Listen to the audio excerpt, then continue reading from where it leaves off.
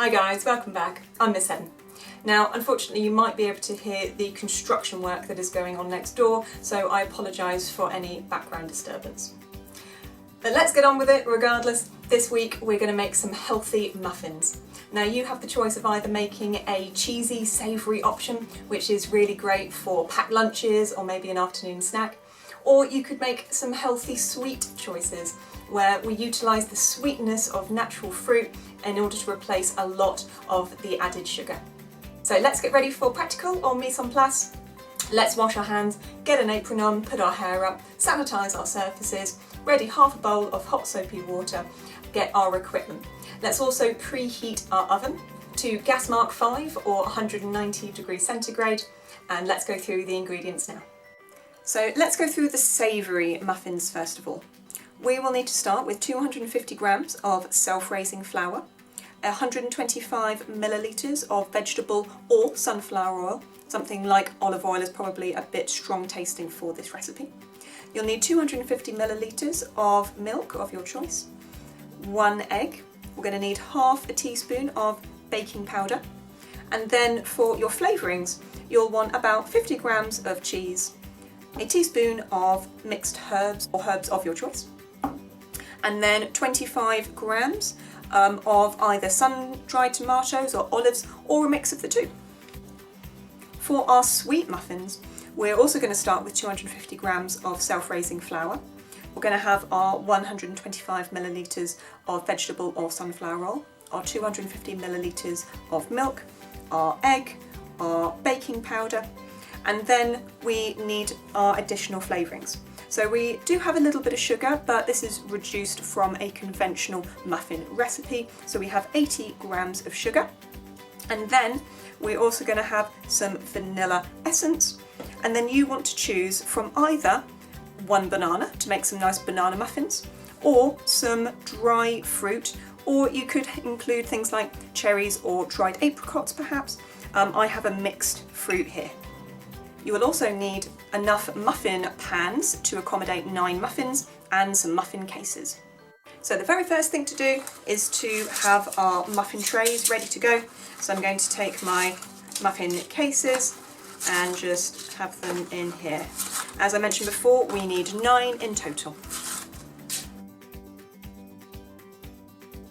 Now we need to sieve our flour. So I'm going to put all the flour in here. I'm also going to add additionally my half teaspoon of baking powder. And then we want to shake from side to side. You could tap the side as well.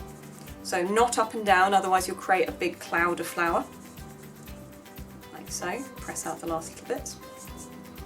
Sieving serves a really important purpose, which is not only to take the lumps out, but it's to introduce air. We want these muffins to be light and fluffy and bouncy.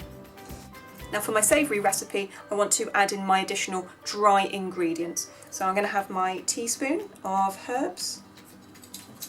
I'm going to grate my cheese, making sure I'm holding on to the top, not the sides, and I want the large grate side, not the zest or intermediate or slice.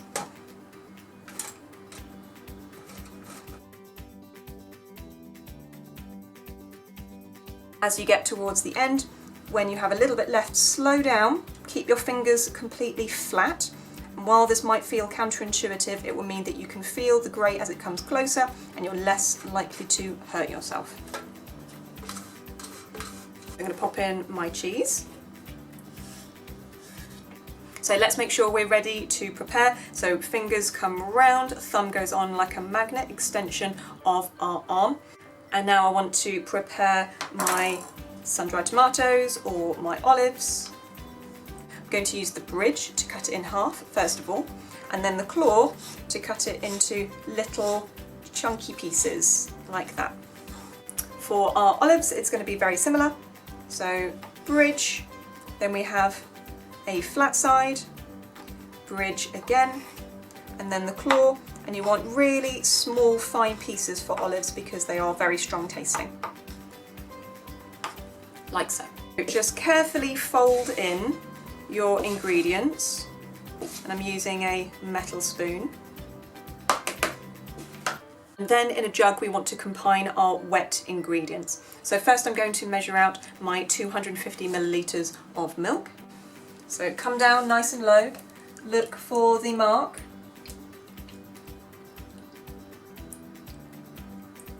There we go. I'm going to add in my oil, which is obviously pre-measured in this case. And then with the back of a knife, I'm going to crack my egg. Make sure you're holding it over your jug, your container. One good hit, because you don't want to crack the shell too many times.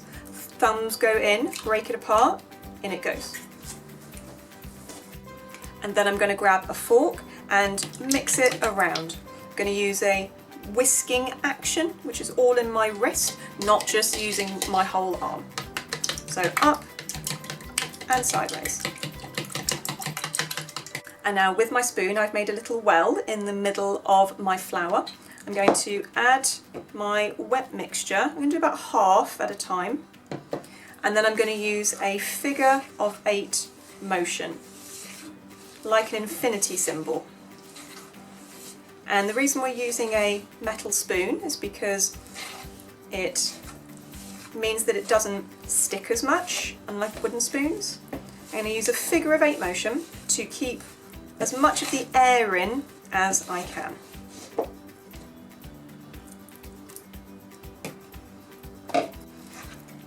Now I will say the cheese is making this a little bit tricky to stir in this case, but just be gentle and persevere. The idea is to not mix it really thoroughly, otherwise you'll just beat out all the air and it will not rise as well. So just make sure that you have really scraped the bottom of your bowl and you don't have any dry floury spots. And that looks about right. So in order to decant it into our muffin cases, make sure you have it nice and close to the bowl so we're not going to drip anywhere. I'm right-handed, so I'm going to keep mine on my right. If you're left-handed, you'll have it on your left. I'm going to grab a spoonful at a time of mix, and you want to have less than you think initially. You can always add more in, but it's much more difficult to take it back out of a muffin case and distribute it again. So I'm going to take a spoonful, and then what I'm going to do is I'm going to bring it across, and I'm going to then hold it basically kind of vertically in order to allow it just to drip down into the muffin case. And then I'm going to use a teaspoon and scrape it free.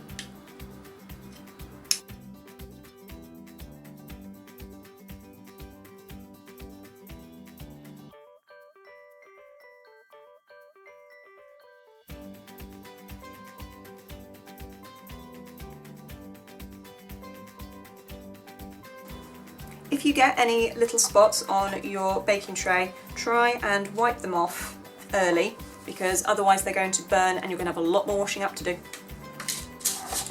So once your muffin cases are filled, then they're ready to go in the oven. Make sure you're wearing an oven glove to put them in and take them out. They're going to need 15 to 20 minutes until they are golden brown.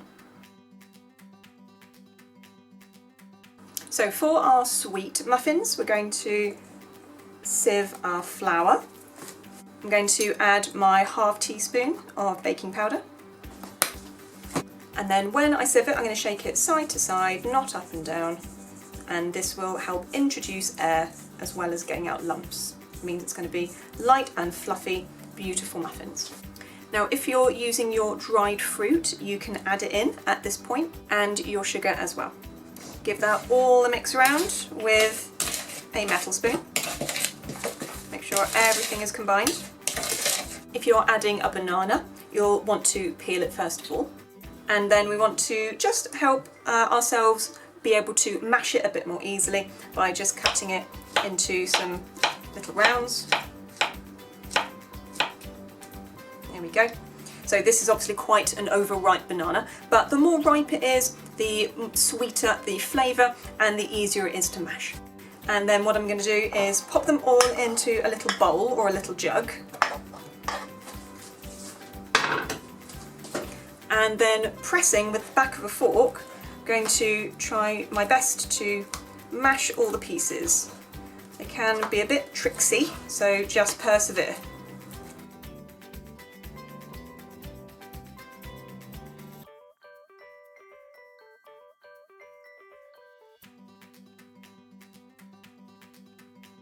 There we go, and there's our mashed banana. And now we want to combine all our wet ingredients into a jug. So we need 250 millilitres of milk.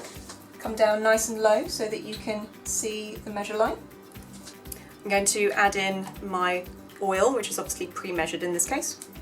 And then I want to crack in my egg. So with the back of a knife, holding the egg in my non-dominant hand, nice and low in the jug, I want to give it one good hit with the back of a knife. Otherwise, too many hits and it's going to break up the shell. And then with a fork, I'm going to use a rotary action, all in the wrist, not in the shoulder. I'm doing a round and around and up and down motion at the same time until it's completely mixed. Now what I've done here is just separate my flour into two so that I can demonstrate the use of the banana. So I'm just going to use half the banana for this one because I've just got half the quantity. Use the rest of my banana maybe with some cereal or some yogurt later. And then I want to make a little well in the middle of my flour, whichever flavour I'm doing. And I want to pour in about half to begin with. And then with a figure of 8 motion, I'm going to just combine my wet ingredients into my dry. I want to use a figure of 8 and a metal spoon.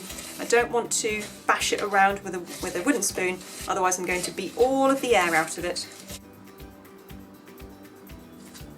And then continue to fold it with my figure of 8 action. I'm going to add a little sprinkle of cinnamon as well to my banana muffins because I think that will make a world of difference in flavour. Make sure that you have scraped the bottom of the bowl so you don't have any dry spots of flour. Now I have my tray and my bowl nice and close together so I'm not going to drip in between. And I'm right-handed, so I'm going to have my tray on my right-hand side and my bowl on my left. If I'm left-handed, I'll swap them around. And then when we're ready to decant into our muffin cases, what we want to do is grab a small spoonful. Always do less than you think initially because you can always go back and top them up, but it's much more difficult to remove some from one and move it into another. And then when I move it across, I'm going to hold it vertically in order to encourage it to drip straight downwards. And then I'll move it off with my teaspoon, like so.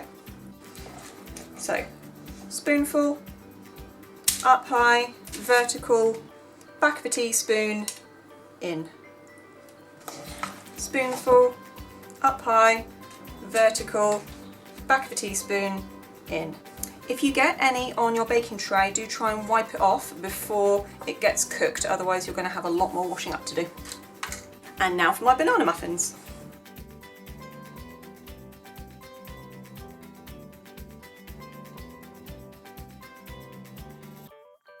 And make sure you really are scraping the bowl.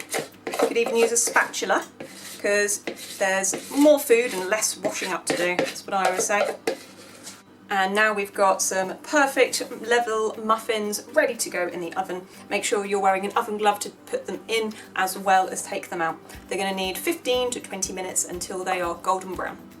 Well, those turned out perfect. They're just golden brown straight out of the oven. Do make sure you put them on a cooling rack to allow them to cool before you tuck on in. Well, these turned out an absolute treat. I'm really looking forward to having the savoury ones as an afternoon snack and or maybe one of the sweet ones as an alternative to pudding. I hope you enjoyed making that with me this week. I'll catch you next time.